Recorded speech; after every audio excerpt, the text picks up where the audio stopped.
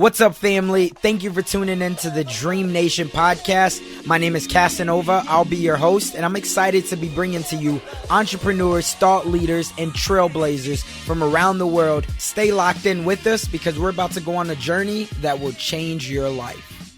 What's up, Dream Nation? Back again with another episode for you. And I'm hoping that right now, for the last 2-3 weeks, we've all been quarantined. We've all been trapped up in the house, but I'm hoping that you have found a way to go after your dreams, go after your goals, and to just take action, which is what we talk about every single day. And so today on the line, we have someone who has been able to do just that. And I'm very fascinated by what he's been able to build and with this company, and I'm excited to learn more about it. So without further ado, please help me welcome Mr. Alex Kui to the Dream Nation podcast. Alex, is it Kui? Is that the right way to say it? It's pronounced Chi, like Tai Chi. Chi. Okay, Mr. Alex Chi to the podcast. So without further ado, please help me welcome Alex. Alex, you want to go ahead and say what's up to Dream Nation? Yeah, I'm really excited to talk to you guys. I'm really excited to talk to you as well. And, I think there's a lot of really cool content that you guys have put online. And, I'm excited to be a part of that story that you're building. And really looking forward to giving back to the audience and sharing some of the insights from my side. Yeah, well, we're excited as well. One thing that I always like to do is I like to start off with a proper introduction. And so I always think of us as entrepreneurs, just like superheroes. And what do I mean by that? I mean, we're constantly putting on a cape, we're flying around, and we're trying to solve different problems for different people in the world. And so I'd like to think before your company has been featured in everything from Business Insider to Market Watch and all of these big major publications showing how much value that you've been able to bring to the market. Before all of that, if we can even take it a step back to when you were just a young boy, tell me, who is Alex Chi? Oh, well, I think I'm still a young boy. I don't think I'm that old yet. I don't think I'm classified as something like that. But I think, yeah. So, growing up, in Waterloo, Ontario, which was about an hour from Toronto, and growing up, the biggest company in Canada was based here, BlackBerry.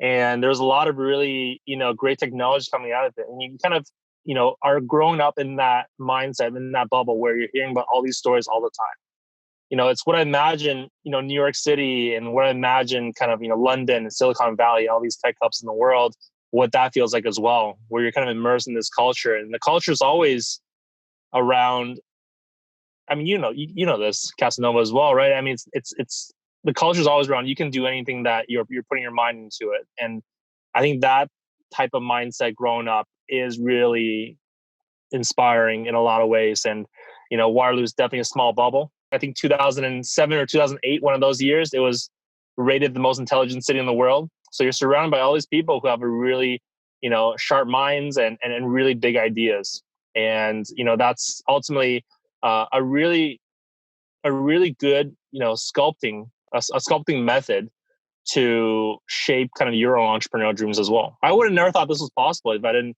surround myself with a lot of people who've already been there and done that and done a lot of bigger things as well. So I think that was a really cool experience.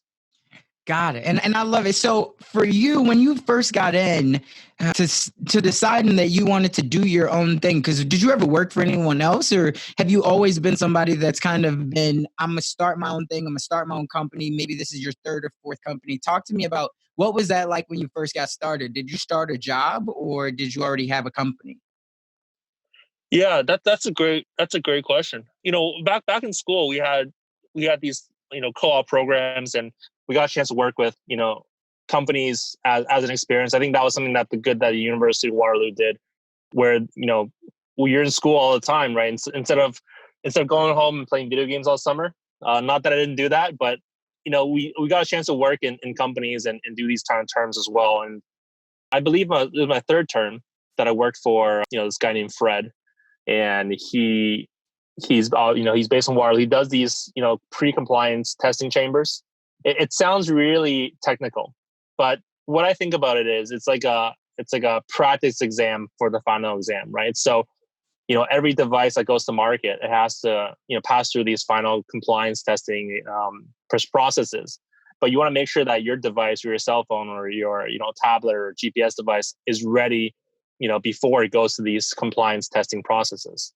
So he had a company that did he had the company that built these big chambers that, that tested these devices. And, they were so powerful that he built one in his garage out of basically balsa wood and Pink Panther drywall styrofoam that, that performed better than, the aluminum and steel boxes in the industry. Like, he was the best performing chamber in the industry, despite the fact that it's made out of balsa wood. It would be like, Casanova, you and I built a car over the weekend that had better fuel efficiency than a BMW, right? It was crazy what he was doing. And obviously a lot of those technologies, it's around, creating more accurate, better, better and faster testing processes. So yeah, I mean, I worked with him my third year of university. I stuck around, part-time as well during school, and, worked with him in China for about a year. And it was a really great experience. And when I left that company, they just sold their first, 10 chambers, I believe, at that point. I mean, these are big chambers. I mean, these are like these, you can see those like torture chambers from those movies. It's not so horrific, but it's definitely that size where you can fit a couple people in there. So, at that time, he's, sold about 10, and, it was really kind of growing company at that point. But then I was like 21, 22, right? Probably like a lot of, the listeners here, I think it was at a point where I'm like, okay, let's find an actual job, whatever that means. Right. So I did go into, consulting for about 4 years, and, left that company. And that company today, I mean, they're making hundreds of millions every year, and they're, about to IPO in a couple of years. So they're doing very well for where they are. So as you can probably tell, I left at the perfect time. Right. I left right when they're about to take off. And, there's no resentment towards any of that stuff, because Fred and I are working together today on Merku. And he's, the one that's our primary investor in the company. So, I have a chance to connect with him over the years, and, he's definitely a smart and sharp guy.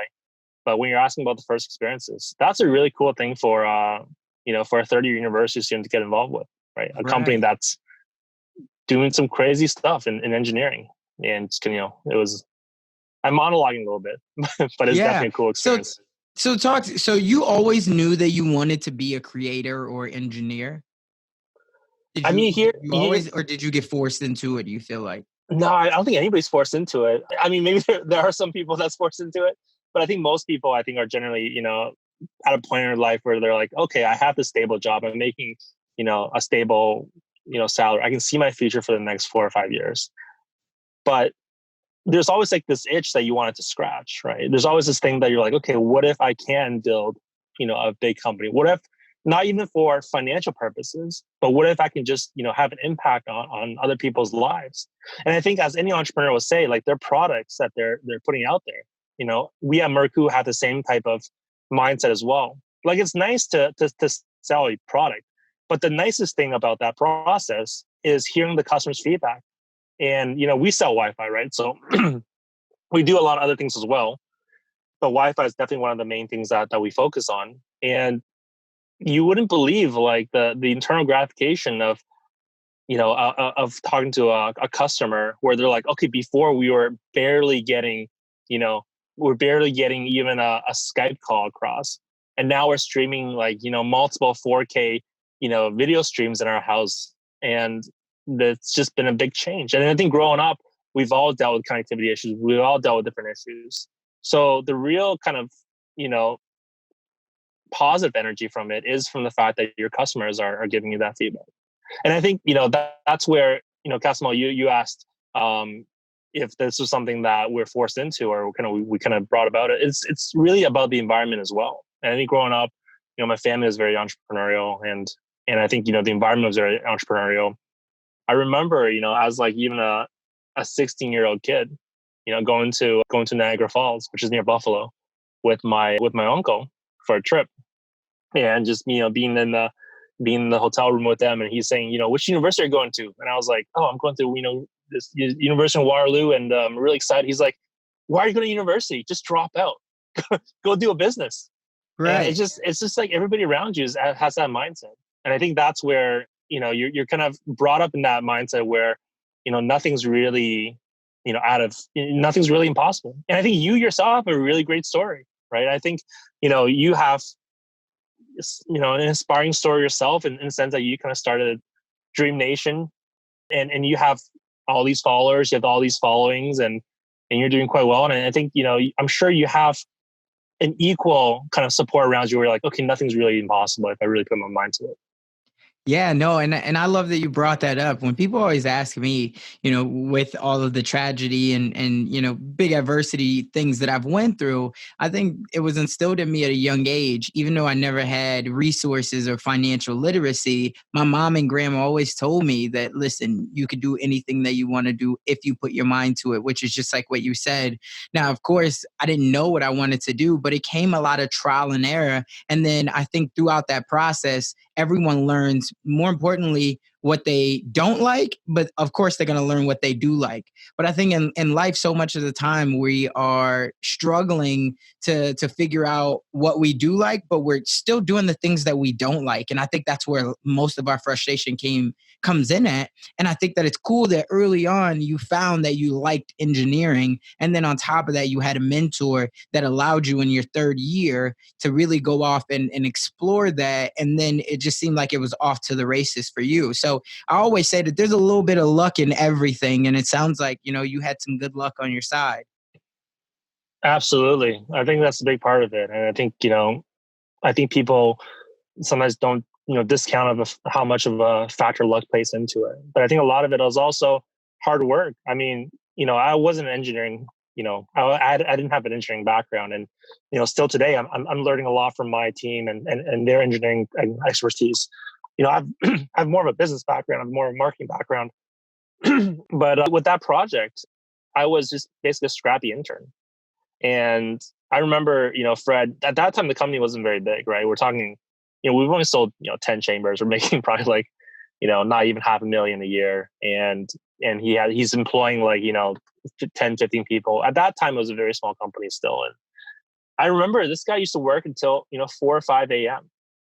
And I think that, and then I remember driving home with him because, I mean, as basically I was his intern, I was his assistant. And, we're driving home and it was, you can see the sun coming up and there's no cars on the road because it's literally 4 a.m.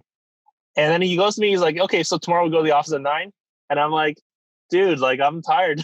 He's like, how about this? He's like, you can get an extra few hours of sleep and, I'll go to the office first. So it's just that drive that you learn over time. And, that was probably the last time that I took an extra couple hours.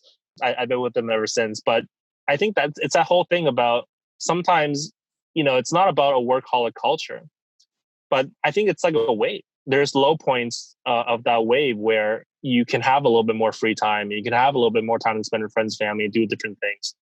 But then there's also these high points where it's a little bit more crazy. You have a deadline. And I'm sure, with the dreamNation podcast and your company, Casanova, there's a lot of moments of high tide and low tide as well, where you're not really working 9 to 5. Sometimes you're working like a 9 to 3, right? But sometimes you're working like a 9 to 5, but it's like 5 a.m. So I think it really is, it's lucky to be able to work with him for sure. But it's also very inspiring to see that, he had a lot of expertise. He's a very skilled engineer, but really, what made him special was the fact that he could work hard when he needed to work hard, or work smart when he needed to work smart. And I think that's really, lucky to have that experience. I think not a lot of people get to have that experience. Yeah, I think that's a great point that you bring up as well, because when we all decide that we want to start our businesses, right? And anybody listening at this, if you're thinking about you're going to start a business, and now is obviously a great time because there has been so much funding and relief that you could probably get a hold of now that you couldn't have 6 months, 12 months ago, or even previously. But for anybody that's thinking about starting a business, most of the time you get in and you're only thinking, oh, I can't wait till my business hits 6 figures or 7 figures or 8 figures. But it's hard once you first get in and you're starting to see that, hey, it requires so much sacrifice. And if you've not had someone like a Fred or a mentor in your life that's exposed you to those 14, 16, 18-hour days, then you're like, man, like no one ever said this part. right? Because the Instagram and the flash and the social media, that all looks great, but there's work that has to be done on the back end. And if you do not have a team of 9, 12, 15 people, and more importantly, if you do not have the right systems and delegation and process, you essentially become the assistant, you become the everything, and now you burn yourself out way faster than you should have. So it's great that you had that exposure, and that's what I'm hearing you say. So I appreciate you bringing that up, because for somebody, they need to hear that, to saying like, hey, maybe I need to go find some mentor, somebody who's in a space that I would love to be in. Yeah. And I think also, to your point as well about, the listeners here in Dream Nation as a whole. And, a lot of people, when they start a new venture, or they start not even a company, but they start a new project or whatever, they may be working on something else. And I think, you yourself and your listener, I'm sure, are familiar with, John Legend's story, right? The guy was working, before he was, he's got his ego, and he's a Grammy winning artist. He was a consultant at BCG, and he was there for a little bit. And, being a consultant myself for a little bit, I know that the hours sometimes could be a little bit tough, right? You're looking at probably not your average 9 to 5 either. But, he would go home and he would work on his music, after work. And it was his passion, and it was something that he really, loved to do. And, for him, I think, he had a business. He had like a main kind of earning, a job that earned him money. But he also had this passion for music, and he ended up being really successful, obviously, and he's done really well. But if you're starting a business, it doesn't necessarily mean that you need to, forego everything in your life to do it. You could, do it as your hobby. And, we spend a lot of time on our hobbies. A lot of people spend a lot of time on their hobbies. And I think if you really kind of love what you're doing, it doesn't necessarily turn it into a job. Even with Mercury these days, we still have moments where we're about to, pitch a client, or still have to, go somewhere and do something. And, the night before we can't sleep. We're just too excited. Right. So, even a couple, weeks ago, even during this quarantine, we had a couple of calls that we needed to be on, and a couple of things that we needed to get done. And we just couldn't sleep. Even if we had some downtime, we couldn't sleep, because, it doesn't feel like necessarily always work. You're working, so to speak, in a team, but these guys are your teammates, and you guys are just there to accomplish a goal. I don't think it's very different than any other team, right? If you're on a baseball team, a football team, basketball team, it's just a bunch of people together working hard to achieve a goal. And I think if you think about it like that in mindset, it doesn't really feel like work, right? It feels like that you're doing something together. Hey, what's up, Dream Builder? Have you been getting any value out of this episode? Would you like to get more exclusive content just like this delivered right to your inbox? If so, head on over to dreamnationpodcast.com and you can sign up for the email list, and that will give you access to exclusive content and more interviews just like this that's going to be delivered only to our tribe. So head on over to dreamnationpodcast.com. Let's get back to it. Now talk to me about Merkle, because this right here is something that is highly, highly needed, as we've already discussed. But how did you come up with this idea? Where did this problem arise from that you felt the need to solve? Yeah, so I really can't take credit for coming up with a lot of technologies. I would love to say that I did, but really the truth is that we have a really strong, founding team that had a lot more experience than me on the engineering side of things. But we basically saw a need in the industry, and in today's time, in 2020. 75% of people have, connectivity issues in the home on a weekly basis, right? And about 1/3 of the US population have connectivity issues on a daily basis. So people are having a lot of connectivity issues. I'm sure a lot of your listeners are hearing this, and they're like, oh, yeah, that basement office that I have, or that, upstairs bedroom corner, I just can't get Wi-Fi there. Like, it's 2020, we're still having a lot of these issues. And you can imagine back in 2018, it was even more prevalent of a problem. So, when we looked at it, we're like, okay, so there's this problem, obviously, but, what causes connectivity issues? What causes a lot of these, problems in the household? Is it because the devices are not powerful enough? Maybe. But in a lot of cases, it's because every house is like a snowflake, right? And that's a lot of the challenges with engineering. It's that you're getting something that needs to fit everybody, right? That's why for anybody, listening who's developed like an app, for example, the iOS platform, you're developing just for Apple products, which is, a finite number of products. But if you're developing Android, you gotta like look at all these different, screen sizes and phone sizes and generations, and it's got to fit everybody, right? So, a home and Wi-Fi is not that much different. Every home is different, and every home has different structures, and that's why things don't always work out the way they work out. So when we looked at this problem, we're like, okay, let's look at this, but let's make it like a modular solution, so that it can be more like a glove. It doesn't need to have just one access point or two access points. It can have 10 access points, and it can fit a lot of different homes. But then again, we're always like, okay, people don't have a lot of money to spend on Wi-Fi. Like it's not a product where, especially given the current situation, right, with unemployment, with financial pressure that a lot of people are facing. We want to make sure that we have a product that's really modular, really powerful, but at the same time that it could be more ubiquitous. So we had a lot of those kind of things to overcome, things to think about, and then, like I said at the beginning, like we had a strong team. Like we have a team, like our founding team has between all of them, 480 patents in telecommunications. Like I think most companies in the world don't have 480 patents. And these are big patents too. Like some of them are like, for example, one of the main founders on the team, he invented the modern smartphone antenna. So every smartphone in the world uses some iteration of his design. So we had a really good engineering team. We had a need in the market. And I think that's a lot easier. And to your previous point, Casanova, that's probably a lot of luck as well, right? So just to get into that situation. So I definitely can't take credit for the engineering power that we did as a team. I will say is that we're a very cohesive team. We have a lot of people who doesn't mind doing a lot of the administrative work or a lot of the dirty work to get things done. No matter the title that they have on their business card. Got it. I love it. Now, for somebody that's listening right now and they say, "Oh man, that's great, Alex, but if I wanted to be a part of a team like this or be a part or even start a team like this, like where do I start?" Was the idea brought to you? Did you bring the idea to someone else? Like how did you even start to form this team? Was it you who formed the team, or you just got lucky enough that they gave you a call because of your business and marketing mindset?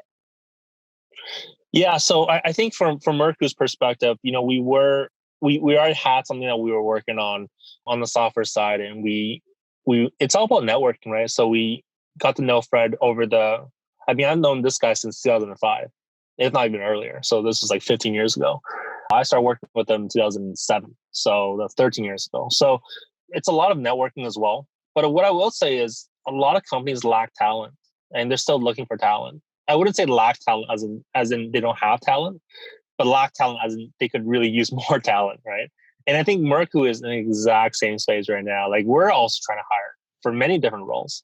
And we would love to find really eager, hardworking entrepreneurs or want to be entrepreneurs to work with us. And it's really just a matter of talking to people or getting involved with a lot of local agencies. I know in Toronto there's a lot of resources because Toronto is more of a tech hub, but I know that a lot of places in the US and the world have their own tech hubs. So if you're interested in getting into this space, I would really go and start networking, talking to people, because every company, no matter how big or small, always needs really good talent, right? So really good talent is hard to find. So I think in our case, we were all working on a few different things, and we've known Fred for a while, and Fred was working on a project that he wanted to kind of combine with what we were working on our side. Because in 2014, I was supposed to, do my MBA. I was accepted. I was, supposed to be shipped off to there, and I ended up taking that time to start a business instead. Maybe I thought about my uncle's advice to me at 17 in Niagara Falls when I was doing that, but I really think that from our side, we had that opportunity because we've networked for a while. And I would say that's a really important part of it. And, even with dreamNation, you guys have so many followers and subscribers and stuff. It would be really great if there was a community among them, right? Hey, I'm a dreamNation podcast listener. You're a dreamNation podcast listener. Tell me about your business idea, right? And maybe I can help you. Maybe I can, do different things. I mean, that's how communities form. And I think communities is really at the heart of, the entrepreneurial mindset. Yeah, no, I love that you said that. It's all about the relationships. It's all about the networking because it so is. And when people ask me, how have I been able to get these guests? How have I able to get high level guests just like you on the show? Right. It's first about the outreach, but then it's about building a relationship while you're present in that moment. And then it's about staying connected. And if I heard you correctly, you said you first met Fred in 2005. You guys built a relationship and then you started working with him in 2007. So again, it was just that time of forming that relationship. And so I love that you brought that part up. As far as when you say so many companies are looking for talent, because this is all about finding opportunities, right? And going after our dreams and living a life by our design, right? But we got to take action. So when you say that, I'm sure myself included, we're always looking like, well, what are companies looking for? You said young talent. What is some of the areas or fields that maybe if somebody's listening right now that they could try to capitalize on that? Is there a specific one that you would say, hey, if you can find talent in this, like maybe it's marketing, maybe it's, engineers solely or something like that, and you can bring that to companies like ours, you're going to have a very lucrative career. Is there any one area that you would think of? I wouldn't say there's one area. I think that the war on talent is so difficult to do, right? Especially when you're a startup. So for companies, for startup companies, it's a challenge, and for people looking for that, it's also a challenge. I wish there was a better way out there. So maybe I'm really throwing a business idea out there for everybody, but Right. That's what we love. That's what we're trying to uncover. but I think that's honestly a big issue. Like if you look at Airbnb, like those guys didn't hire their first employee for like 8 months or something, right? The because when you have 1,000 people and you bring on someone on board and maybe they're not the best fit for the culture, you make a hiring mistake. Everybody does that. But if you have 1,000 people, it's not going to be a big issue. But if you have 5 people, right, or you have 10 people, then it's a giant issue because that person has a significant impact on the company. So, hiring at a very early stage, it is very challenging. The fact that you had to find the right person, and we always say internally, and I actually was talking to some of my mentors in the space as well, and they're giving me the same feedback: is that you never regret passing on a candidate. And I think that's kind of weird to hear because in sports, you definitely don't have that same mindset. I'm sure, the Portland Trailblazers will go back in time and, draft Michael Jordan, right? But they didn't do that, right? They would regret doing that. But as a company, you would never really have that regret. I mean, you have some talent that you're like, oh, damn, I wish we'd gotten this person, or this person's great. We should have brought her on board. But, there's a lot of different reasons why you didn't do that. And I think a lot of times as a company, I don't think you go on those regrets. The people that we've brought on board that are ultimately, leaders in this company, when we've brought them on board, there was not any issues with them, not any things that we felt like was misaligned with the culture. And that's our view, of course, right? If they go to another company, there might be cultural misalignments. It doesn't mean that we're always, our culture is always the same as other companies. But to your point about on the other side, if I'm a job seeker, right? If I'm trying to find, a position either in a startup or in a growing company, I just really think about bringing it down to basics. I think a lot of times with startups, you're not doing one specific function, especially in the early stage.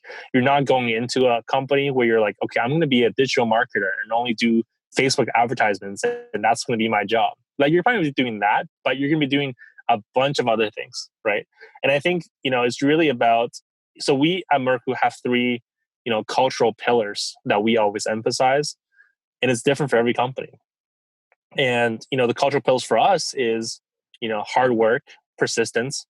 The second one is, teamwork, collaboration. And the third one is critical thinking.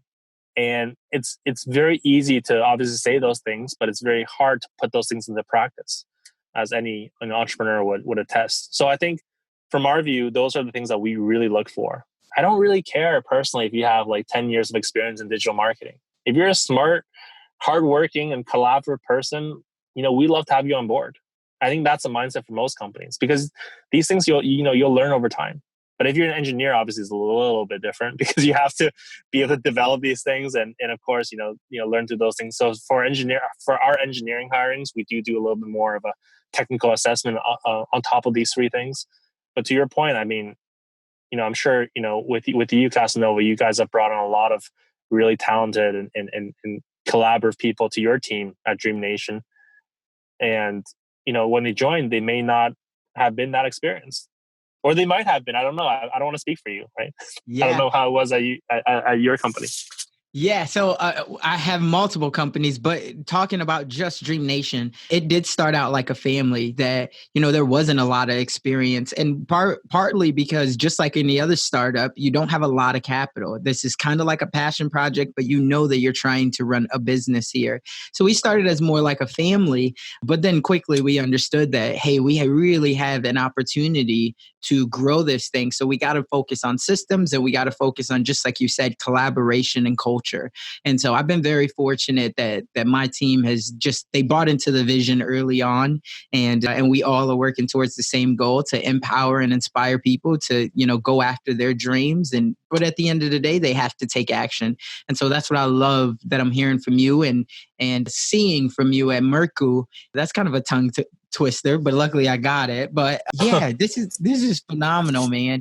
The one thing that I want to kind of wrap up and ask is, for somebody out there that's very inspired, maybe they're an up and coming entrepreneur, or maybe they're actually just an engineer, but they're thinking that they, are ready to exit that company because they don't know that company is going to go on and do all these other things. They're just thinking about where they are right now. But they have this little voice in their head that maybe tells them that they're not smart enough, they don't have the Fred mentor, they're not strong enough. What's the one thing that you say to that person to get them to just take action? It's a very good question. And I love to ask, the people that we have at Merku about that question as well. I think I'm going to pose in the next team meeting here. I'm going to steal your question, but it's fantastic in the way that is like, what does that first step look like? Like, why did you take that first step? So for the entrepreneurs that's already kind of done that, like, what was their reasoning for that first step? Right. And I think it's a very difficult question because it does vary person by person. I think there was something that came out a while ago where they did a little bit of a study around, successful entrepreneurs that we see in our lives, right? So, like Bill Gates, or, they threw some names out like, Larry Ellison and Michael Dell and all these different things, Steve Jobs, people that we think back, back in the 80s, 90s that ultimately became the biggest company today, how they got their start. They found that they actually have a lot of safety nets. Like, these guys didn't come from backgrounds where, they were kind of struggling. They're kind of, living day by day. They've already have like a strong kind of family kind of connection and stuff like that. So for them to take that first step, it wasn't actually that much risk, because if they didn't do well, they can always go back to whatever they were doing before, right? So I do think that this question probably varies very differently person by person, especially in COVID-19 situation where everybody's kind of losing their jobs and everybody's kind of like feeling pressure from many different avenues. But what I would say about, the entrepreneurship journey as a, if I can give one answer for this, is just find something you're kind of passionate about. I think also delve into what you're really, passionate about at the core, right? So I can say to you, for example, and this is not true, but I could say, like, I love carpentry. Like, I really like making like these, sculptures out of wood and things like that. And, but maybe my passion isn't around that. My passion is really around creating art, or creating something that has, has a realistic material to it. And if I love doing that, then it doesn't have to be just wood. It could be something else as well. It could be, it could be sculptures. It could be marble. It could be, whatever it is. I know it's a really bad example, but if you delve deep into, what your passions are, then maybe there's more of an avenue about what job or what role or what entrepreneurial, aspirations that could flow into. So for me personally, I like, I like business, I like marketing, I like, business development, things like that. But at the core, I just like connecting with people. I just like having conversations, right? And I'm sure, Casanova, you're doing a podcast. I'm sure that's your passion as well. Right. So if you like doing that, you don't have to just do marketing. You could do business development. You could do, product management, right? You can do a lot of these other things that's a parallel to it. So I think that's kind of what I would think about. And there's a book out there. I don't have the exact book name. I do apologize for that. Maybe, your team can find it afterwards, but it's the whole concept of jobs to be done. It's a Clayton Christensen, a Harvard professor who recently passed away. he wrote quite a few books, including Innovator's Dilemma, Innovator's Solution, all these core business books. But one of the things that he championed later in his life was this concept of jobs to be done. Like, for example, you're not really, when you go to a store, you're buying nails, and you're buying like a nail gun. You're not really buying, or a drill rather. You're not really buying a drill, right? You're buying a 4-inch hole. You're not really buying a 4-inch drill. And you're buying a 4-inch hole. You're not really buying a 4-inch hole. You're buying the feeling of, I can put up my own painting, or I can put up my own art, or I can put up my own picture frames. So you're buying more of a self-accomplishment or DIY kind of mindset. So understanding, what you really want to do at the core will allow then you to explore other things that's a parallel or a tangent to these things. I love it. I love it, man. Well, there you have it, people. If you just understand your passion, it's hard to not go after that. It's hard to not, really ask yourself, what's that thing that I really want in life, and why am I not applying it at my highest potential? So this has been great, Alex. I'm super honored and grateful that you gave us some of your time here in Dream Nation. For anybody who is inspired, who wants to stay connected with you, who wants to learn more about Merku and how they can be a part of that, how they can support the business, where can they find you at? Yeah, so you know what? Just you can find us at merku.com. But because we always want to connect with entrepreneurs, we always want to connect with the better part of the the entrepreneurial community. My personal address is alex.qi, so alex.qi at merku.com, mercku.com.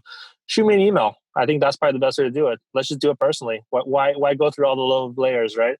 And also the book that I was mentioning earlier, if any listener is interested, it's called Competing Against Luck. It's by Clayton Christensen. It's a great book that I would recommend anybody to read to better understand, their jobs and their life.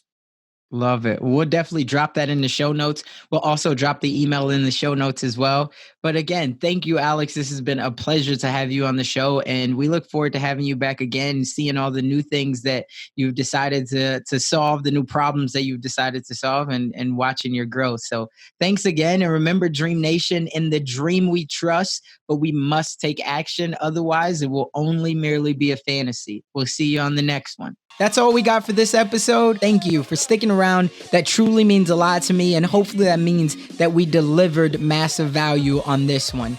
If you haven't already, the way that you could say thank you to myself and the team is just by heading over to iTunes and leaving a review and a rating. That's what iTunes loves to see. That's how we get out there even more. And I would definitely be grateful for it. I know the team would as well. Do me a favor and head on over to dreamnationpodcast.com. That's where you're going to be able to find all of the resources that we talked about in today's episode, as well as more exclusive content. And you'll also be able to sign up to our email list where we have more exclusive content. And we always love to hear the feedback from you all because you're our tribe. So remember, in the dream we trust, we'll see you on the flip side.